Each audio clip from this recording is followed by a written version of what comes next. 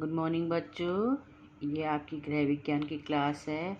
आज मैं आपको पाठ 16 संतुलित आहार पढ़ाऊंगी। संतुलित आहार या संतुलित भोजन। मनुष्य को जीवित रहने के लिए भोजन की आवश्यकता पड़ती है। इसके अभाव में मनुष्य जिंदा नहीं रह सकता। मात्र कुछ घंटे ही भोजन न मिलने पर मनुष्य को भूख लगने लगती है, जिसे मिटाने के लिए उसे पुनः भोजन करना पड़ता है।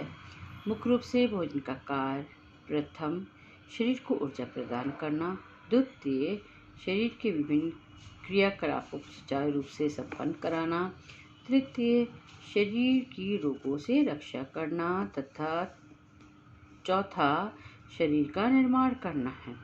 मनुष्य अपने भोजन में से जो कुछ भी ग्रहण करता है उसके उपरांत समस्त कार्य संपन्न हो जाते हैं, परंतु कार्यों को गुणवत्ता ग्रहण किए गए भोजन में उपस्थित पोषक तत्व पर निर्भर करती है। ये पोषक तत्व हैं प्रोटीन, कार्बोहाइड्रेट, वसा, खनिज लवण, विटामिन और जल। संतुलित भोजन का अर्थ निम्न परिभाषा द्वारा समझा जा सकता है। वो भोजन जो शरीर की ऊर्जा, निर्माणक एवं सुरक्षात्मक तत्वों की पूर्ति करता है उसे संतुलित भोजन अथवा संतुलित आहार कहते हैं। भोजन के बारे में प्रचलित धारणाओं के बजाय आज वैज्ञानिक धारणाओं को स्वीकार किया जाता है। हमारे भोजन में प्रोटीन, वसा, कार्बोहाइड्रेट, विटामिन तथा जल आमतौर पर पाया जाता है। ये सभी तत्व विभिन्न आयु, लिंग, कार्यों के अनुसार विभिन्न मात्रा में भोजन के लिए जाने चाहिए। जलवायु भी संतुलित आहार को प्रभावित करती है। भारतीय कृषि अनुसंधान परिषद के अनुसार संतुलित आहार वो आहार है जो कि मात्रा एवं गुण से संतुलित हो और शरीर की वृद्धि, विकास, कार्य और स्वास्थ्य संरक्षण के लिए आवश्यक पोषक तत्वों को समुचित मात्रा में सम्मिलित कराता है। भोजन की श्रेणियाँ। भोजन की 3 श्रेणियाँ होती हैं। पहला, अपर्याप्त भोजन। अपर्याप्त भोजन वो भोजन है जिसमें शारीरिक आवश्यकताओं की पूर्ति नहीं होती, उनकी पेट भरने तक की समस्या भी अपूर्ण रह जाती है। अपर्याप्त भोजन का कारण गरीबी है। दूसरा, पर्याप्त भोजन। जिस भोजन से भूख शांत हो जाए और शारीरिक भार कम न होने पाए तथा साधारण कार्य से करते समय थकान का भी अनुभव न हो। ऐसे भोजन ऊर्जा व विकास की दृष्टि से उपयुक्त होते हुए भी सुरक्षात्मक दृष्टि से अपर्याप्त कहा जाता है। भारतीय गृहिणियाँ भोजन के इस प्रकार के पोषक तत्वों से अनभिज्ञ हैं। तीसरा, संतुलित भोजन। संतुलित भोजन की ही वो भोजन है जिसमें भोजन के सभी पोषक तत्व उचित मात्रा में विद्यमान हों तथा जो शरीर की सभी आवश्यकताओं पूरी करते हों। इससे शरीर के उचित विकास के साथ साथ कार्यशील रहने पर जल्दी थकान का अनुभव नहीं होता एवं शरीर पूर्ण स्वस्थ व निरोग रहता है। संतुलित भोजन संबंधी मुख्य बातें। पहला, भोजन में उचित खाद्य पदार्थों का समावेश होना चाहिए। दूसरा, भोजन में सभी पोषक तत्व उचित मात्रा व अनुपात में होने चाहिए। तीसरा, भोजन ऊर्जा की मानक इकाई प्रदान करता हो। चौथा, भोजन सरलतापूर्वक पाचन योग्य होना चाहिए। पाँचवां, भोजन स्वच्छ हो तथा स्वास्थ्य संबंधी नियमों के अनुरूप होना चाहिए। छठा, भोजन रुचिकर, आकर्षक, सुगंधित एवं स्वादिष्ट होना चाहिए। सातवां, भोजन मौसम के अनुरूप होना चाहिए। आठवां, भोजन सामाजिक रीति रिवाजों तथा धार्मिक मान्यताओं के अनुरूप होना चाहिए। संतुलित भोजन को प्रभावित करने वाले कारक। संतुलित भोजन को प्रभावित करने वाले निम्न कारक हैं। पहला, आयु। भिन्न भिन्न आयु के व्यक्तियों के संतुलित भोजन में भिन्नता होना स्वाभाविक है। प्रौढ़ावस्था व वृद्धावस्था की अपेक्षा शैशवावस्था, बाल्यावस्था और किशोरावस्था में अधिक पोषक तत्वों की आवश्यकता पड़ती है। एक बच्चे को वयस्कों की अपेक्षा अधिक पोषक तत्वों वाले भोजन की आवश्यकता होती है, क्योंकि इन्हें शरीर के शीघ्र एवं उचित विकास के लिए अधिक ऊर्जा, शक्ति एवं शरीर निर्माणक तत्वों को भी आवश्यकता होती है। जबकि वृद्धावस्था में पाचन शक्ति और क्रियाशीलता की कमी हो जाने से केवल शरीर के क्रियाकलापों को नियंत्रित करने के लिए ही पोषक तत्वों की आवश्यकता होती है। इन्हीं पोषक तत्वों के आधार पर संतुलित आहार की मात्रा निर्धारित की जाती है। दूसरा, लिंग। स्त्रियों की अपेक्षा पुरुषों को अधिक पोषक तत्वों की आवश्यकता होती है, क्योंकि उनका कार्य भार व क्रियाशीलता अपेक्षाकृत अधिक होता है। अधिक क्रियाशीलता के कारण उन्हें शरीर निर्माणक तत्वों जैसे प्रोटीन, खनिज तत्वों की आवश्यकता भी अधिक होती है, जो उनके तंतुओं की टूट फूट की भी पूर्ति कर सके। प्रोटीन परंतु स्त्रियों को गर्भावस्था तथा दुग्धपान कराने आदि की अवस्था में अधिक पोषक तत्व तथा सुरक्षात्मक तत्वों जैसे विटामिन व खनिज तत्वों की आवश्यकता होती है। तीसरा, श्रम। भोजन की आवश्यकता कम एवं पोषक तत्वों की उपस्थिति व्यक्ति के व्यवसाय पर बहुत कुछ निर्भर करती है। व्यवसाय के अनुसार व्यक्ति को 3 भागों में बांटा जाता है। पहला, साधारण कार्य करने वाले। दूसरा, शारीरिक श्रम करने वाले। तीसरा, मानसिक कार्य या बैठ के कार्य करने वाले। अधिक शारीरिक श्रम करने वाले व्यक्ति को अधिक ऊर्जा की आवश्यकता होती है। उसके शरीर में टूट फूट भी अधिक होगी, अतः उसे भोजन के निर्माणक तत्व भी अधिक लेने चाहिए। इस प्रकार शारीरिक श्रम करने वाले व्यक्ति का संतुलित भोजन निसंदेह शेष दोनों को अपेक्षा अधिक ऊर्जा तत्वों वाला होना चाहिए। चौथा, मौसम तथा जलवायु। पोषक तत्वों की मात्रा मौसम से भी प्रभावित होती है। ठंडे मौसम और ठंडी जलवायु में रहने वाले व्यक्तियों को ठंड से बचने के लिए अधिक ऊर्जा वाले भोजन की आवश्यकता होती है, जबकि गर्म में रहने वाले व्यक्तियों को कम ऊर्जा वाले भोजन की आवश्यकता पड़ती है। पांचवा, स्वास्थ्य। व्यक्ति का स्वास्थ्य भी पोषक तत्वों की आवश्यकता को प्रभावित करता है। एक अस्वस्थ व्यक्ति स्वस्थ व्यक्ति की अपेक्षा कम क्रियाशील होता है, अतः उसे कम ऊर्जा की आवश्यकता होगी। परंतु बीमारी के कारण उसके शरीर में टूट फूट अधिक होनी स्वाभाविक है, अतः उसे निर्माणक और सुरक्षात्मक तत्वों की आवश्यकता अधिक होगी। और पाचन क्रिया कमजोर हो जाने के कारण अपेक्षाकृत सुपाच्य भोजन की आवश्यकता होगी। छठा, विशेष अवस्थाएं। व्यक्तियों की कुछ विशेष अवस्थाओं भी पोषक तत्वों और भोजन के प्रकार तथा मात्रा को निश्चित करती है, जैसे गर्भावस्था, दुग्धपान अवस्था, रोग की अवस्था, रोग से निवृत्त होने की अवस्था, ऑपरेशन के बाद की अवस्था, जल जाने के बाद की अवस्था आदि। संतुलित भोजन की मुख्य विशेषताएं। पहला, संतुलित आहार में सुरक्षात्मक पोषक तत्व vitamin A, B, C, D, E की मात्रा पर्याप्त रूप से आवश्यक सम्मिलित होती है। विशेषज्ञों के अनुसार अनुकूलतम पोषण हेतु शरीर के लिए आवश्यक संपूर्ण ऊर्जा 50% अंश सुरक्षात्मक भोज्य पदार्थ, दूध, फल, अंडे और हरी शाक सब्जियों से प्राप्त होने चाहिए। दूसरा, भोजन से पर्याप्त मात्रा में प्रोटीन और खनिज लवण प्रदान करने वाले भोज्य पदार्थों का समावेश होता है। तीसरा, भोजन में ऊर्जा प्रदान करने वाले पदार्थ उपयुक्त मात्रा में ही सम्मिलित होते हैं। चौथा, संतुलित भोजन प्रत्येक मनुष्य की आयु, लिंग, जलवायु तथा व्यवसाय के अनुकूल होता है। साधारण व्यक्ति का भोजन। संतुलित भोजन में समस्त पौष्टिक तत्व शरीर की आवश्यकता अनुसार उचित मात्रा या अनुपात में पाए जाते हैं। एक साधारण व्यक्ति के भोजन में विभिन्न पोषक तत्व की मात्रा उचित रूप में सम्मिलित होनी चाहिए।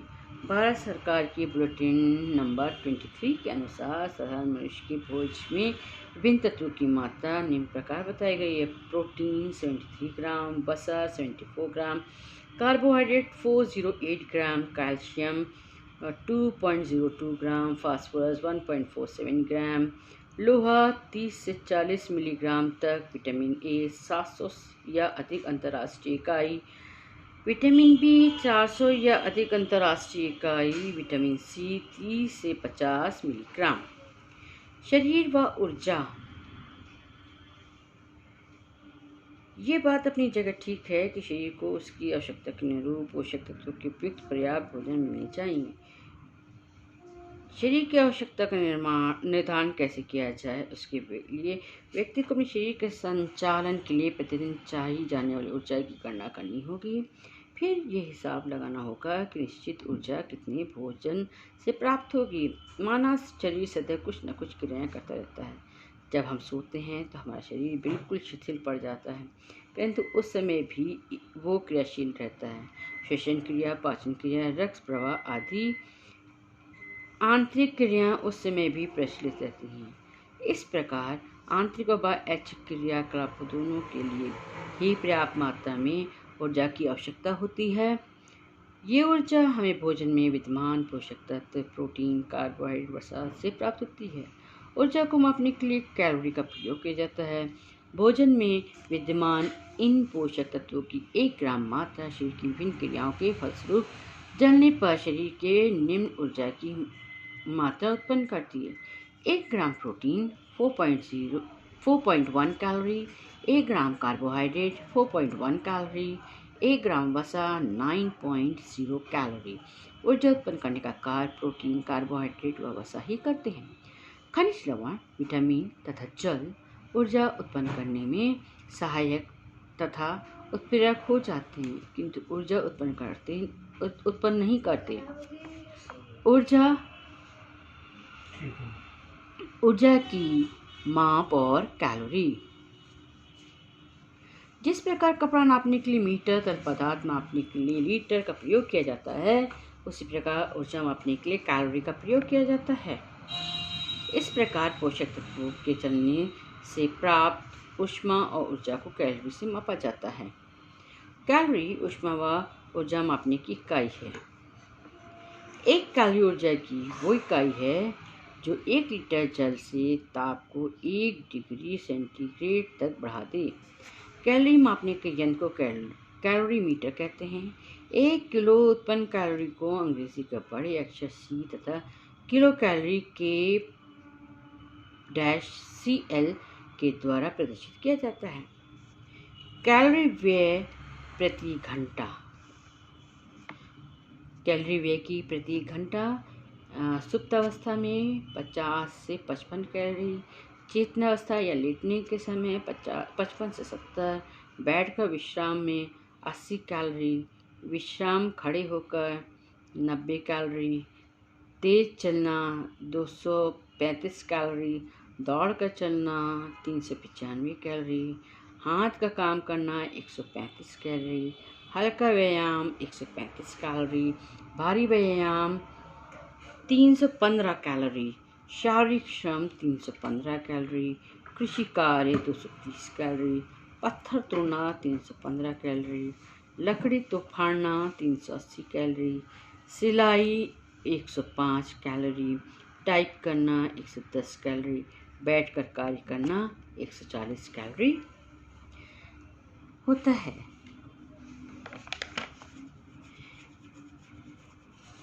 विभिन्न अवस्थाओं में संतुलित भोजन अलग अलग अवस्था की अलग अलग भोजन होता है। बाल्यावस्था में भोजन की आवश्यकता अलग रूप से होती है और किशोर अवस्था में लड़का और लड़की के लिए अलग से होती है। किशोर अवस्था में लड़के को और लड़की को अलग अलग भोज्य पदार्थों की आवश्यकता होती है। इसी प्रकार प्रौढ़ अवस्था में संतुलित भोजन अलग मात्रा में प्रौढ़ अवस्था के लिए होता है। उसके बाद जो प्रौढ़ अवस्था के बाद जो है वृद्ध अवस्था में आहार तालिका अलग होती है। वृद्ध लोगों की संतुलित आहार की व्यवस्था अलग होती है। आहार तालिका संतुलित भोजन में किस प्रकार के भोजन में किन खाद्य पदार्थों का समावेश किया जाए, इसका ज्ञान अति आवश्यक है। अतः प्रत्येक समय के भोजन के लिए आहार तालिका होनी चाहिए, उसी के अनुरूप भोजन लिया जाना चाहिए ताकि हमें सदैव संतुलित भोजन प्राप्त हो सके। आहार तालिका निर्माण करना अति महत्वपूर्ण और विवेकपूर्ण कार्य है। आहार तालिका तैयार करते समय निम्न बातों का ध्यान रखना चाहिए। पहला, परिवार के सदस्यों का व्यवसाय कार्य किस श्रेणी के अंतर्गत आता है। दूसरा, नाश्ते और दोपहर के भोजन में अंतर होना चाहिए। तीसरा, व्यक्ति के आदतों का भी ध्यान रखना चाहिए। चौथा, नाश्ते में सभी प्रकार के खाद्य पदार्थ भोजन में होने चाहिए। संतुलित भोजन में किन किन खाद्य पदार्थों को सम्मिलित किया जाए, इसके लिए खाद्य पदार्थों को 5 समूहों में बांटा गया है। आहार तालिका तैयार करते समय ये ध्यान रखना चाहिए कि प्रत्येक समय के भोजन में प्रत्येक समूह में से कम एक खाद्य पदार्थ का समावेश अवश्य हो। ये समूह निम्न प्रकार हैं। प्रथम समूह, पहला, दूध या दूध से बने पदार्थ। दूसरा, दालें या बीन्स। तीसरा, मांस समूह जिसमें कि मांस, मछली, अंडा, मुर्गी आता है। दूसरा समूह, फल और हरी सब्जी पत्तीदार सब्जियां जिसमें vitamin A, B, C, D और लोहा खनिज लवण देते हैं। तीसरा समूह, इनमें सब्जियां भिंडी, बैगन, कद्दू, करेला, टिंडा, खीरा आदि के विभिन्न खनिज लवण प्राप्त होते हैं। चौथा समूह है अनाज व स्टार्च वाली सब्जियां। इस समूह में आते हैं आलू, शकरकंद, अरबी, जिमीकंद और कार्बोहाइड्रेट तथा थायमिन देते हैं। पांचवा समूह, इस समूह में चीनी, गुड़, वसा आदि सम्मिलित हैं। ये ऊर्जा के स्रोत हैं। इनमें फैटी एसिड मिलते हैं। प्रातःकालीन नाश्ता, वयस्क के लिए दूध, कॉर्नफ्लेवर, दलिया, डबल रोटी, मक्खन, आमलेट, अमरूद, सेब, मौसमी फल, चाय। दूसरा, विद्यार्थी के लिए दही की लस्सी, डबल रोटी, मक्खन, आमलेट, दूध, रोटी, संतरा, मौसमी आदि। मध्य भोजन, पहला, शाकाहारी, उड़द, चने की दाल, पुलाव या चावल, सूखी सब्जी, रोटी, सलाद। ख, चने, मटर, मसाला, नींबू के साथ सैंडविच, अमरूद या सेब। ग, पनीर, सैंडविच, सेब, मूंगफली। मांसाहारी के लिए मटन करी, चावल, रोटी, दही, सलाद, रायता। संध्याकालीन नाश्ता, चाय, समोसा, बिस्कुट, पेस्ट्री, मठरी, कटलेट, हलवा आदि। रात्रिकालीन भोजन, दम आलू, गाजर, मटर, चपाती, पुलाव, फ्रूट, जैली या कस्टर्ड। नरगिसी, कोफ्ता या सब्जी, रोटी, खीर। संतुलित आहार के आवश्यक नियम। संतुलित आहार के लिए निम्न बातों का ध्यान रखना आवश्यक है कि संतुलित आहार सुपाच्य हो। विभिन्न आहार प्रोटीन, कार्बोहाइड्रेट, वसा, खनिज लवण, विटामिन और जल संतुलित मात्रा में लिए जाने चाहिए। शाकाहारी व्यक्ति को पशु चने प्रोटीन में मांस के स्थान पर दूध, दही पर्याप्त मात्रा में प्रयोग करना चाहिए। चौथा, भोजन में विभिन्न प्रकार की दालें, सूखे मेवे शामिल किए जाने चाहिए। इनमें प्रोटीन, विटामिन बी तथा वसा होती है। पांचवा, दैनिक आहार योजना में संतुलित आहार के भोज्य पदार्थों में परिवर्तन होते रहना चाहिए। छठा, विभिन्न प्रकार के अनाज, गेहूँ, बाजरा, मक्का, चावल, कंद, हरी सब्जियां, फल, गुड़, शक्कर तथा शहद पर्याप्त मात्रा में हमारे भोजन में होने चाहिए। सातवां, संतुलित आहार को दूषित पदार्थ से बचाना चाहिए। आठवां, अनाज, फल व सब्जियों का यथासंभव इस प्रकार प्रयोग करना चाहिए कि उसके विटामिन नष्ट ना हो। नवां, मांसाहारी वर्ग मांस, मछली व अंडों को भोजन में शामिल कर सकते हैं। सुपोषण वो पोषण कहलाता है जिसमें ग्रहण किया गया आहार शरीर में पहुंचकर शरीर के लिए आवश्यक समस्त कार्यों और उद्देश्यों को सुचारू रूप से संपन्न करता है। सुपोषण के अंतर्गत संतुलित आहार के समस्त तत्व उचित मात्रा और अनुपात में सम्मिलित होकर समस्त शारीरिक क्रियाओं को सुचारू रूप से संपन्न करते हैं और शारीरिक और मानसिक विकास को निरंतर स्वस्थ व स्वरूप विकसित करते रहते हैं।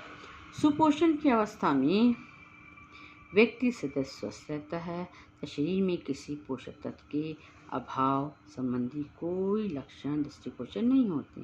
सुपोषण के संबंध में निम्न बातों का ध्यान रखना आवश्यक है। पहला, सुपाच्य और हल्का भोजन। भोजन के उद्देश्य तभी पूर्ण होते हैं जब वो भली भांति पचकर शरीर में अवशोषित हो जाए। अतः भोजन सुपाच्य होना चाहिए। गरिष्ठ भोजन या अधिक वसायुक्त भोजन की दृष्टि का अनुपयुक्त होता है। दूसरा, पोषक तत्वों की उचित मात्रा। भोजन में शरीर के लिए आवश्यक सभी पोषक तत्व उचित मात्रा में उपस्थित होने चाहिए। तीसरा, निश्चित समय पर भोजन। समय असमय भोजन करना स्वास्थ्य के लिए हानिकारक होता है। भोजन करने का निश्चित समय होना चाहिए तथा भोजन और नाश्ते में कम से कम 4-5 घंटे का अंतर अवश्य होना चाहिए। चौथा, प्रातःकाल का भोजन। प्रातःकाल मुख शुद्धि के पश्चात नाश्ता व स्नान के बाद भोजन करना स्वास्थ्यप्रद होता है। पांचवा, शुद्ध भोजन। भोजन सदैव शुद्धता से बनाना, शुद्धता से रखना, शुद्धता से परोसना तथा शुद्धता से ही ग्रहण करना चाहिए। छठा, ताज़ा भोजन। ताज़ा भोजन सुपोषण का एक अनिवार्य अंग है। भोजन कितना ही पौष्टिक क्यों ना हो, यदि सड़ा या बासी है तो कभी भी पोषक नहीं कहा जा सकता। सातवां, रात्रि का भोजन। रात्रि में सोने से 2-3 घंटे पूर्व भोजन करना। सोने से पूर्व गर्म दूध पीना पाचन तथा स्वास्थ्य की दृष्टि से लाभदायक होता है। आठवां, जल की आवश्यक मात्रा। भोजन करते समय बीच बीच में अधिक पानी पीना हानिकारक है। इससे पाचन क्रिया उचित प्रकार से होने में बाधा पहुंचाती है। भोजन करने के लगभग आधे घंटे बाद पानी पीना लाभप्रद होता है। नौवां, स्वच्छता का ध्यान। भोजन का सदैव स्वच्छतापूर्वक बनाना चाहिए। इससे पाचन क्रिया ठीक रहती है तथा पौष्टिक तत्व भी अधिक मात्रा में प्राप्त होते हैं। भोजन को मक्खी आदि से बचा कर रखना आवश्यक है। 10वां, स्वादपूर्ण भोजन। भोजन सदैव स्वादिष्ट होना चाहिए तथा व्यक्ति की रुचि को रखकर पकाया जाना चाहिए। 11वां, परोसने का आकर्षक ढंग। भोजन को आकर्षक ढंग से परोसना, प्रेम पूर्वक भोजन कराना भी आवश्यक है। इससे व्यक्ति प्रसन्नतापूर्वक भोजन करता है, जिससे भोजन संबंधी उचित पाचक रसों की उत्पत्ति होती है। अधिक मसाले का प्रयोग करने से भोजन की पौष्टिकता में कमी आ जाती है। अतः मसालों को उतनी मात्रा में मिलाना चाहिए जिससे भोजन स्वादिष्ट होने के साथ साथ पौष्टिक भी बना रहे। 13वां, शाकाहारी भोजन। मांसाहारी पोषक तत्व जैसे प्रोटीन, वसा आदि उत्तम श्रेणी के होते हैं, परंतु इनका अधिक प्रयोग तामसिक प्रवृत्ति का क्रोध को बढ़ाता है। इनकी पूर्ति दूध, सोयाबीन, मूंगफली, सूखे मेवे तथा वनस्पतियों से सरलता से की जा सकती है। 14वां, भोजन पकाने की उचित विधि। भोजन यदि उचित विधि से नहीं पकाया जाता तो उसके पूर्ण पोषक तत्व प्राप्त नहीं हो पाते। अतः भोजन को इस प्रकार पकाया जाना चाहिए कि उसके पोषक तत्व नष्ट ना हो। 15वां, हरी सब्जियों का प्रयोग। भोजन में हरी सब्जियों का प्रयोग करने से पाचन क्रिया ठीक रहती है तो पोषक तत्व अधिक मात्रा में प्राप्त होते रहते हैं। अतः भोजन में हरी सब्जियों का प्रयोग पर्याप्त मात्रा में करना चाहिए। 16वां, रुचिपूर्ण भोजन। प्रतिदिन एक सा ही भोजन करते रहने से भोजन के प्रति अरुचि उत्पन्न होने लगती है। अतः भोजन को अदल बदल कर बनाना चाहिए। कुपोषण। सुपोषण की विपरीत स्थिति कुपोषण कहलाती है, जब आहार में शरीर के आवश्यक पोषक तत्वों में से एक या अधिक पोषक तत्वों की कमी अथवा अधिकता होती है। शेष पोषक तथा उचित मात्रा एवं अनुपात में विद्यमान होते हैं तो उसे कुपोषण कहते हैं। कुपोषण के लक्षण। पहला, व्यक्ति समान से कम लंबा, शरीर से दुबला पतला दिखाई देते हैं। दूसरा, चेहरे पर झुर्रियाँ दिखाई देती हैं। आंखें धसी हुई, पलकें भारी मालूम पड़ती हैं। तीसरा, चेहरे पर पीलापन दिखाई पड़ता है। चौथा, कुपोषित व्यक्ति को प्रायः खांसी जुकाम होता रहता है। अन्य रोग भी प्रायः हो जाते हैं। कुपोषण के लक्षण। कुपोषण के लिए कोई एक कारण उत्तरदायी नहीं है। प्रायः संभवतः व्यक्ति ही कुपोषण का शिकार नहीं होते, वरन कुछ समान लोग जिन्हें किसी बात की कमी नहीं होती, वे भी कुपोषण के शिकार हो जाते हैं। कुपोषण के 2 कारण हैं। पहला, परिस्थिति कारण। क, अस्वास्थ्यकर वातावरण के संतुलित भोजन के तत्व नहीं मिल पाते। ख, काम की अधिकता से भी कुपोषण होता है। ग, नींद न आने के कारण पोषण में कठिनाई उत्पन्न होती है। घ, शरीर तथा कार्यस्थल में व्यक्ति की उपेक्षा के कारण पाचन क्रिया शिथिलता हो जाती है। ड़, रोग की दीर्घ अवधि में कुपोषण के कारण पाचन क्रिया शिथिल हो जाती है। दूसरा, आहारगत कारण। क, निर्धनता। ख, खाद्यान्न तत्वों की अपेक्षित मात्रा न मिलना। ग, अज्ञानता के कारण। घ, आहार पदार्थों के बारे में भ्रामक धारणाओं का फैलाना। ड़, आवश्यकता से अधिक भोजन कराना। कुपोषण से होने वाले रोग। संतुलित आहार के अभाव में कुपोषण से रोग फैलते हैं, क्योंकि भोजन से शरीर को वांछित तत्व नहीं मिल पाते। कुपोषण से निम्न रोग होते हैं। क, पहला, बेरी विटामिन बी की कमी से। ख, क्वाशर्कर रोग प्रोटीन की कमी से। ग, त्वचा का रूखापन विटामिन की कमी से। मेरिस्मस रोग प्रोटीन की कमी से। एनीमिया लौह तत्व की कमी से। गलगंठ आयोडीन की कमी से। प्लेग्रा रोग विटामिन B3 की कमी से। स्कर्वी रोग विटामिन C की कमी से। सस्ते पोषक तत्व की योजना। भारत एक गरीब देश है। यहाँ के निवासी निर्धन हैं। इनमें से अधिकांश व्यक्ति निम्नतर स्तर पर जीवन व्यतीत करते हैं। वे उच्च कोटि का भोजन करने में अपने आप को असमर्थ पाते हैं। उनके लिए पर्याप्त सुपोषण की समस्या उठती है। प्रायः लोग समझते हैं कि महंगे भोजन से पोषण तत्व प्राप्त किए जा सकते हैं, परंतु सस्ते भोजन से भी पोषक तत्वों की उचित मात्रा प्राप्त कर सकते हैं। प्रायः सस्ते भोजन का अर्थ लोग पोषक तत्वों से रहित भोजन से लगाते हैं, किंतु ये मात्र भ्रम है। वनस्पति वर्ग में ऐसे अनेक भोजन उपलब्ध हैं जो अपेक्षाकृत काफ़ी सस्ते होते हैं, परंतु हमें पर्याप्त पोषक तत्व प्रदान करते हैं। इसके लिए भोजन तथा उनमें पाए जाने वाले तत्वों की पूर्ण जानकारी होना आवश्यक है। महंगे तथा सस्ते पोषक तो अपनी आर्थिक स्थिति खान पान के अनुरूप हम अपने पोषक तत्व प्रदान करने वाले खाद्य पदार्थों का उचित रूप में चयन कर अपने भोजन को संतुलित बना सकते हैं और कुपोषण से काफ़ी हद तक बचा जा सकता है। बच्चों, उम्मीद है आपको ये लेसन समझ में आ गया होगा।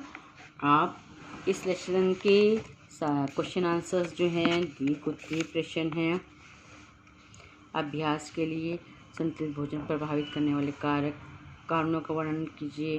फिर आपके ये 9 क्वेश्चन आपके लॉन्ग हैं, फिर उसके बाद 12 क्वेश्चन आपके लघु उत्तरीय हैं, फिर अति लघु प्रश्न हैं। अति लघु प्रश्न के बाद आपके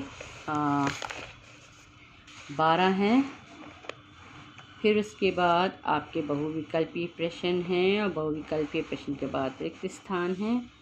आप इनको अपनी कॉपी में कर लीजिएगा।